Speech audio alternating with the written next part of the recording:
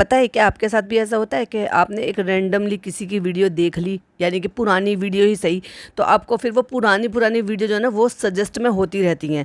तो ऐसे ही रैंडमली मैंने एक पुरानी वीडियो देख ली जिस पर मैंने एक पॉडकास्ट भी बनाया था और आपने वो सुना भी था, जिसमें अम्मी की ख्वाहिशें थी कि उनको दामाद कैसा चाहिए और चालू की ख्वाहिशें थी कि उनको होने वाला हस्बैंड कैसा चाहिए, जबकि उसको पता था कि मेरा हस्बैंड, होने वाला हस्बैंड कैसा है। लेकिन फिर भी ऑडियंस को फूल बनाने के लिए, बेवकूफ़ बनाने के लिए और रिलेटेबल दिखाने के लिए इतनी मासूम मासूम बातें करी थी दोनों माँ बेटी। जबकि ये जो एक तरीके का फनी के लिए मैसेज था, हिडन मैसेज, कि तुम्हें अपनी सुननी है, किसी की नहीं सुननी है और अपने लिए फैसला खुद लो। और उसी का ही नतीजा जो है ना ये आज निकल कर आया है। Hi friends, welcome back to my channel. Channel में न्यू है तो चैनल को सब्सक्राइब कर लें और साथ ही साथ बेल आइकन प्रेस कर दें, जिससे कि हमारे आने वाली वीडियो की नोटिफिकेशंस आपको पहले ही मिल जाए। तो जब एक वीडियो देखी तो उसी टाइम की कई सारी वीडियोस फीड में आने लगी, फिर वो चाहे जनाब की वीडियो हो, चाहे फिर वो जो है चालू की वीडियो हो, दोनों की वीडियो चल रही थी उसी दौरान की।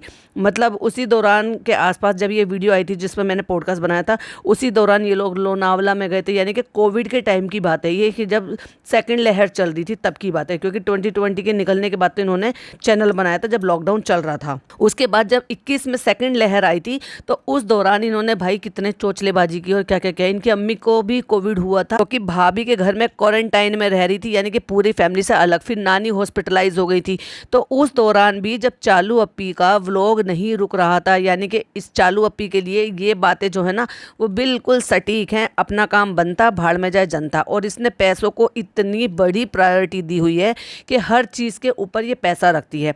इवन किसी भी कोई भी रिश्ता उसके लिए इतना मैटर नहीं करता। हाँ, अगर मैटर करता है तो सिर्फ और सिर्फ पहले नंबर पे जो आज की डेट में रिश्ता आता है ना वो आता है फ़नी के साथ, क्योंकि फ़नी ने इसको इतना इतना अपने ऊपर डिपेंडेंट कर दिया है। क्योंकि ये फ़नी की चाल थी कि 100% मैं इसको अपने ऊपर डिपेंडेंट कर दूं और जब मैं पहले मैं अपना कंधा दे दूं इसको, जिसके ऊपर ये रिलैक्स हो जाए, और फिर धीरे से जब मैं अपना कंधा खींचूंगा तो इसको असलियत का पता चलेगा। और यही हुआ भी है। अब हुआ कुछ यूं है, चालू के कहने से, और या फिर ये कह लो इस शादी की शर्तों के अनुसार ऐसा हुआ तो है कि मुझे जो है मेरी आज़ादी चाहिए और तुम्हें पैसा चाहिए। तो भाई दोनों चीज़ों से तुम जो है, उसने भी कॉम्प्रोमाइज़ किया और इसने भी कॉम्प्रोमाइज़ किया। इसको तो ये कॉम्प्रोमाइज़ किया कि इसको आज़ादी मिलेगी हर तरह से, हर जिम्मेदारी से, प्लस अपने माँ बाप के पास रहने का मौका मिलेगा और मन मर्जी की ज़िंदगी जीने का मौका मिलेगा। और फ़नी को ये मिला कि उसको भरपूर पैसा मिलेगा, उसको कारोबार करा के दे देगी, उसकी अम्मी पापा की सारी ज़रूरतें पूरी करेगी, दूर रहकर ही सही, पास में नहीं, दूर रहकर ही सही। और बीच बीच में जल्दी जल्दी अपनी अम्मी पापा के पास मिलाने के लिए या तो वहाँ चले जाएगी या तो उनको घर बुला लेगी। तो ये इनका सेटलमेंट चलता रहा था। लेकिन इस सेटलमेंट में जहाँ कुछ और चीज़ें भी आ जाती है ना, क्योंकि आदमी की ख्वाहिशें जो होती है ना, कभी कभी कुछ कुछ लोग संतुष्ट हो जाते हैं कि उनकी ख्वाहिशें जो है ना, अब अगर थोड़ी सी ख्वाहिशें पूरी हो गई हों तो वो ठीक है, लेकिन कुछ लोगों की ख्वाहिशें जो है ना वो पूरी ही नहीं होती हैं। तो अब देखा जाए तो फर्स्ट कैटेगरी में इनके पेरेंट्स, जो कि मेरी जो ऑब्जर्वेशन है मुझे वो लगा कि उन्होंने घर बना दिया, वहाँ का घर बना दिया, प्लॉट खरीद लिया, गाड़ी दे दी। लेकिन कहीं ना कहीं जब आदमी बुढ़ापे की तरफ होता है, या फिर ये कह लो कि बुढ़ापे में पैर रख देता है, और उसके बाद जब उसकी सेहत के साथ खिलवाड़ होता है ना, तब उसको वो पैसा, प्रॉपर्टी और ये आपके बना हुआ मकान, प्लॉट, ये सब काम नहीं आता। उसको अपनी औलाद चाहिए होती है, और ख़ास तौर से एक माँ को। और जहाँ तक कि मेरी ऑब्जर्वेशन कहती है, इस मैटर में यही हुआ है कि यहाँ यही हुआ है कि अब मुझे नहीं पता रीज़न क्या है कि सडनली क्यों आए। अगर ऐसा कोई ज़रूरी इम्पोर्टेंट काम नहीं था या फिर ऐसा कुछ भी नहीं था तो इनके इन लॉज अभी 1 महीने पहले ही गए थे, तो इतनी जल्दी से वापस से रहने के लिए कैसे आ गए। और अगर दोनों ही घर में रेनोवेशन चल रहा था तब क्यों उन्होंने जो है आने दिया। रोका जा सकता था ना, और नहीं रोका था तो फिर वो इतना इम्पोर्टेंट काम क्या था वो इसको बताना चाहिए था, लेकिन इसने नहीं बताया। इसने क्या करा, जल्दी जल्दी में वो जो मकान में ज़्यादा काम चल रहा था, जो कि जल्दी नहीं समेटा जा सकता था, तो वो तो इसने वैसे ही रहने दिया कि चल रहा है तो चल रहा है।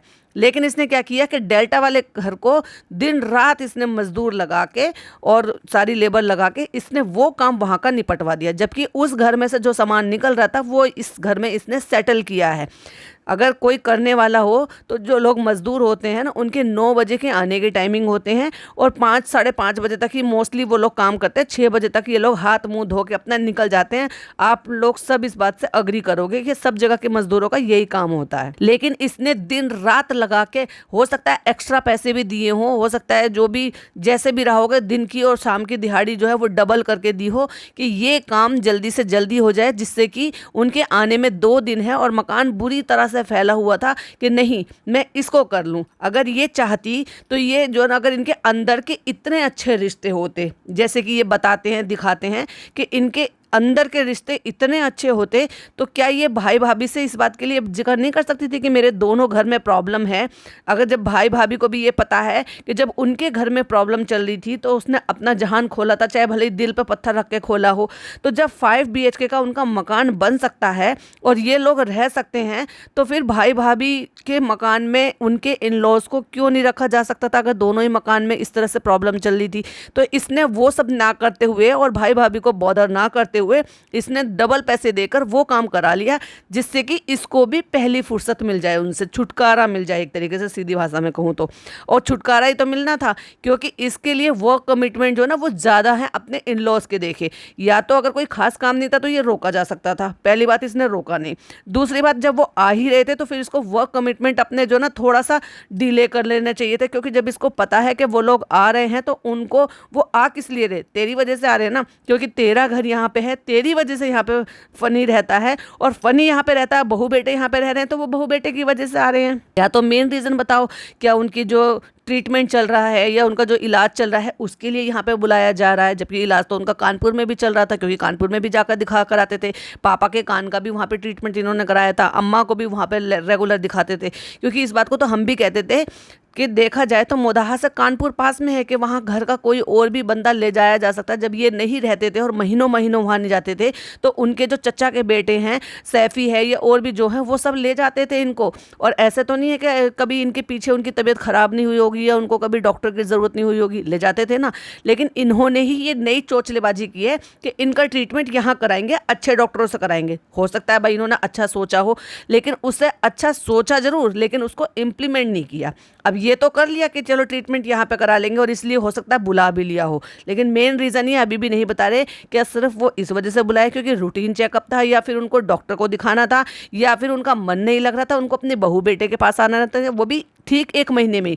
1 महीने पहले गए थे और 1 महीने में ही वापस आ गए, और वो भी पूरी फुल तैयारी के साथ, क्योंकि ना केवल उस मकान में सारी चीज़ें मुहैया कराई गई हैं उनको, क्यों एक बहन को सारा सामान नए सिरे से पूरी गृहस्थी बसानी पड़ी, जबकि एक बसी बसाई पूरी गृहस्थी भाभी का घर है, और वो भी 5 BHK, मतलब 5 कमरे हैं। क्या उसमें से एक कमरा खोल कर नहीं दिया जा सकता था इनके सास ससुर के लिए? और रही बात इनकी फुकसानाबाजी, वो आराम से इनके साथ नीचे रह सकती थी। 2 कमरे का सेट तो वो भी है। अब एक बात बताओ, जब मोदाहा मंडली इनका 1 BHK का एक फ्लैट था और उसमें इतने सारे, यानी कि जब इसके पापा ठीक थे तो इसके पापा रहते थे, इनकी अम्मी रहती थी, दोनों बच्चे पिज़्ज़ा नान रहते थे, प्लस इनकी जो है खाला रहती थी, नानी रहती थी, और बाजा खाला भी आ जाती थी, और बाजा खाला के हस्बैंड भी थे, और बाजा खाला की बेटी भी थी। यानी कि इतने लोग 2-2 महीने तक रहकर चले जाते थे, और इस बीच में मामू भी आए थे एक दफ़ा। तो जब इतने लोग एक 1 BHK सेट में रह सकते हैं, तो ये तो 2 BHK है, तो बड़े आराम से रह सकते हैं भाई, अगर वो भी आ सकते हैं। लेकिन फिर भी उसने सोचा कि नहीं, मैं यहाँ क्यों रखूँ, और भाई भाभी से मैं कहूँगी नहीं। पहली बात तो भाई भाभी को खुद से ऑफर करना चाहिए था।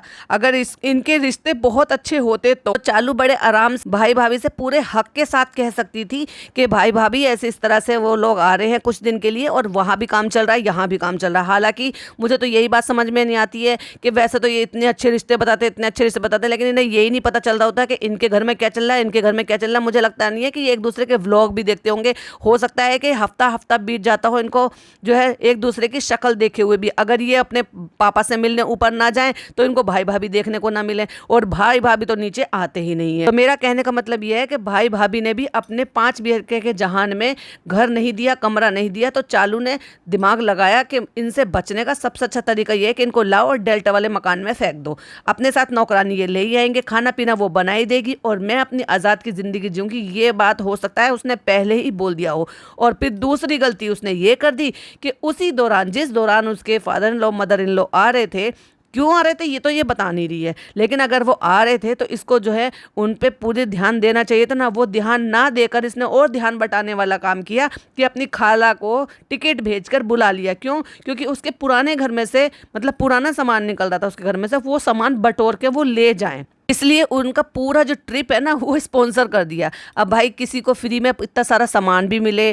फ्री में आना जाना खाना पीना सब कुछ फ्री में मिले, तो भाई कौन नहीं आना जाना चाहेगा। फिर तो एक छुट्टी 2 छुट्टी भी अरेंज की जा सकती है, चाहे फिर वो वीक हो, चाहे फिर वो वीकेंड हो, चाहे फिर वो वीकडेज हो। तो इसी तरह से खाला खालू भी आ गए बेटी को लेकर, और वो 3 दिन वहाँ पे रहे। तो वो 3 दिन लगातार इसने वहाँ पर उन पर तवज्जो ना देकर अपनी खाला खालू पे और अपने जो बहन है वो जो बहुत ज़्यादा प्यारी और चहीती है, जिसके सामने पिज़्ज़ा की बेइज्जती करती रहती है ये बात बात में, उसको प्रायोरिटी दी। और यही वजह जो थी वो फ़नी की दिखाई दे रही थी, वो चिढ़ा हुआ था कहीं ना कहीं, क्योंकि कहीं ना कहीं इतनी तो इंसानियत मुझे लगता है अभी तो फ़नी में बाकी है। पापा से ना सही लेकिन माँ से ये मोहब्बत करता है, और कहीं ना कहीं मम्मी ने भी ये बात बोली होगी, हो सकता है ताना भी दिया हो कि यही रीज़न था कि जिसकी वजह से हम मना करते थे इस लड़की से शादी मत कर, क्योंकि वो तो लोग तो राज़ी ही नहीं हो रहे थे इस लड़की से शादी करने के लिए। और यही वजह है कि देख अब ये क्या हो रहा है। तो या उसको खुद ये लग रहा हो कि चालू को जितनी तवज्जो देनी चाहिए उतनी मेरे माँ बाप को वो नहीं दे रही, तो वो कहीं ना कहीं उस व्लॉग में आप देखेंगे तो उखड़ा उखड़ा था और चालू से दूर दूर ही था। यहाँ तक कि चालू और उसकी खाला नहीं पहुंचे थे वहां पर, तो उसको अपने माँ बाप को रेस्टोरेंट में बिठा के वेट कराना पड़ा कि नहीं, खाना ऑर्डर जब करेंगे जब महारानी प्रिंसेस आ जाएंगी, या फिर यूं कह लो कि हमारा ATM कार्ड आ जाएगा, तब वो ऑर्डर करवाएगी, तब वो पैसे देगी, उसके बाद ही खाना ऑर्डर होगा। तो एक तरीके से ये भी तो बेइज्जती वाली बात है कि वो महारानी आएगी अपनी खाला खालू के साथ टाइम बिता के या देर से, उसके बाद ही खाना ऑर्डर किया जाएगा। और कितनी बेइज्जती वाली बात लगती है ना कि आप किसी रेस्टोरेंट में जाओ और वहाँ पर ऑर्डर ना करो, और लोग ऐसी नज़र से देखते हैं कि ये इंसान ऑर्डर करे या सिर्फ यहाँ पर बैठ के रिलैक्स करने के लिए आए हैं। तो वो बहुत ही एम्बेरसिंग मोमेंट होता है। वो भी एक रीज़न रहा होगा फ़नी का एकदम से मुंह सड़ जाने का। और वो ऐसे नहीं है कि एक ही दिन में की बात है, वो अगले दिन भी कंटिन्यू रहा, अगले दिन भी कंटिन्यू रहा। तो यही बात थी जो किसी ने आकर वहाँ पर जो पोस्ट किया है, जिसके थ्रू वहाँ से मेरी एक सब्सक्राइबर ने देखा है, उन्होंने फिर मुझे इन्फॉर्मेशन दी, जिसके बिहाफ पर मैंने पिछला वाला पॉडकास्ट बनाया था। तो ये सारी चीज़ें जब जुड़ता रहता ना, कहते हैं ना जब किसी का गुस्सा जो ना वो ब्रेन में जो है फिक्स रहता है, तो बार बार उस पर चोट होती रहती है, तो फिर वो एकदम से बूम करके ब्लास्ट होता है। तो फ़नी ने फिर चालू को गुस्सा दिखाने के लिए या नखरा दिखाने के लिए पुराने वाले घर में 2 से 3 दिन, वो 2 दिन शायद नहीं गया। और जब वो नहीं गया और चालू उसे लगातार फ़ोन करती रही होगी, तो उसके बाद चालू वहाँ पे चीखती चिल्लाती हुई पहुँच गई, जिसकी जो गवाह हैं वहाँ के लोग, यानी कि उस फ्लोर पे जब वो चिल्लम चीखी कर रही थी, चिल्लम चिल्ली कर रही थी, तो वहाँ पे इनकी जब शोर शराबा मचा और इतना ज़्यादा हंगामा उन्होंने खड़ा किया, उसकी वजह से वहाँ पे उस फ्लोर पर बहुत सारे लोग जमा हो गए और उन्होंने इसको इनकी रिटर्न में कंप्लेन भी की और इनको सोसाइटी की तरफ से नोटिस भी मिला। अभी देखो चालू, और उसके बाद ये 3 दिन पहले की बात है, और कल थी 6 तारीख और 7 तारीख आज, तो ये 2 दिन जो थे ये इसको मेले के लिए इन्विटेशन था, यानी कि जो भी दिल्ली में एग्जीबिशन लग रही थी उसके लिए इन्विटेशन था। अभी आके क्या करेगी, ये धुलाई करेगी, सर्फ एक्सेल की धुलाई करेगी। मेरी एक सब्सक्राइबर ने कमेंट करके कहा कि ये सर्फ एक्सेल की धुलाई करेगी, और अपनी एक भी बात इस तरह की नहीं बताएगी कि कुछ ऐसा हुआ था, क्योंकि वो जो 3 दिन थे ना बकरा लाने के ऊपर जो इनकी लड़ाई हुई थी, और वहां पर उसके बाद ये 3 दिन के लिए गायब हो गई थी। उन 3 दिन में क्या व्लॉग बनाया क्या नहीं बनाया इसने बताया ही नहीं। हालांकि इसने शूट करके रख रखा था, जबकि इसने ट्रेन में बताया था कि मैं मोबाइल लेकर आई थी, वो फ्लिप वाला, मैं उसको केक में छुपा रही थी, वो शूट भी करा था, लेकिन मैंने अपलोड नहीं करा क्योंकि इसका मन इतना ज़्यादा खराब हो रहा था। जब लड़ाई झगड़े इससे पर्सनल खुद से होते ना, चाहे फिर वो भाई भाभी से इसके खुद के हों, भाई ने इसको खरी खोटी सुनाई हो या फिर फनी से ही झगड़ा हुआ हो, जब तक उसके लिए और कोई इससे ज़्यादा बड़ी बात हो ही नहीं सकती कि ये 4 दिन तक व्लॉग ना अपलोड करे, दुनिया इधर से उधर हो जाए। जिस दौरान इसके पापा एडमिट थे उस दौरान भी ये नहीं रुक रही थी, जो कोई मर गया था उस दौरान भी ये नहीं रुक रही थी, अपने खुद के कंटेंट बनाने के लिए, यानी कि अपना जो ये इसका खुशामदीद की ओपनिंग थी उसके चलते इसने किसी की मौत की इन्फॉर्मेशन देना भी जरूरी नहीं समझा था। और अब अगली बात सुन लो, मैं उस दौरान का जब व्लॉग देख रही थी ना, तो इनके पापा की जब तबीयत खराब हुई थी तो 2021 के ये फरवरी में पहली बार इनकी तबीयत खराब हुई थी और ये हॉस्पिटलाइज हुए थे।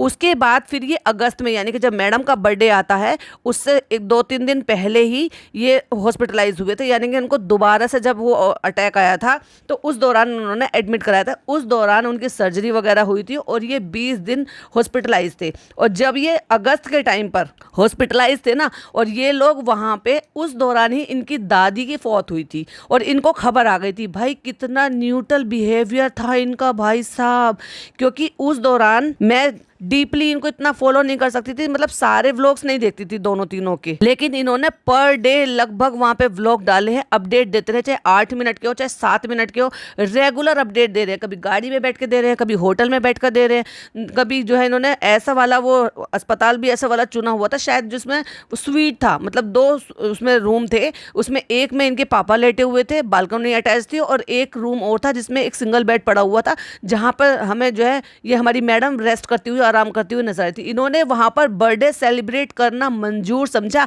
लेकिन अपनी दादी की खबर देना मंजूर नहीं समझा। ये चाहते तो ये बता सकते थे कि पापा यहाँ पर ऐसे हालात में हैं और वहां पर अम्मी भी बीमार हैं, कोई हम जान नहीं सकता, और या ऐसे हो गया है। ऐसे में इनको बर्थडे सेलिब्रेटिंग की पड़ी थी जब इनकी खुद की सगी दादी इस दुनिया को छोड़कर चली गई थी, और इन लोगों ने जरा भी बताना जरूरी नहीं समझा। और अगर आप ये कहेंगे ना, तो इनके रेगुलर बेसिस पे इनके व्लॉग्स आए हैं, चाहे तो जाकर देख लीजिएगा उस दौरान। बाकी की जो चीज़ें हैं ना, वो तो नेहा फैजी आपको जो अपना डिटेल में बताई देंगी कि कौन से महीने की बात है कि जिस दौरान इनकी दादी एक्सपायर हुई हैं। और अब मैं आपको बता देती हूँ, ये अगस्त की बात है। 6 अगस्त को जनाब जो है मैडम का बर्थडे वहाँ पे सेलिब्रेट कर रहे हैं, केक मंगा रहे हैं, इवन इनके जो चंगू मंगू हैं सारे, वो भी केक लेकर आए हैं। फिर केक कटिंग इन्होंने सड़क पर खड़े होकर नीचे पार्किंग में केक कटिंग की है, सबको अपने हाथों से, मैडम जो कहते हैं डोंट टच मी, कि मेरे इतने सारे बॉयज़ हैं, इतने सारे देवर हैं, सबको अपने हाथों से केक खिला रही हैं। फिर वो सब बारी बारी से इनको केक खिला रहे हैं, लेकिन केक खिला रहे हैं, सेलिब्रेटिंग कर रहे हैं, वो भी जब जब इनकी खुद की सगी दादी,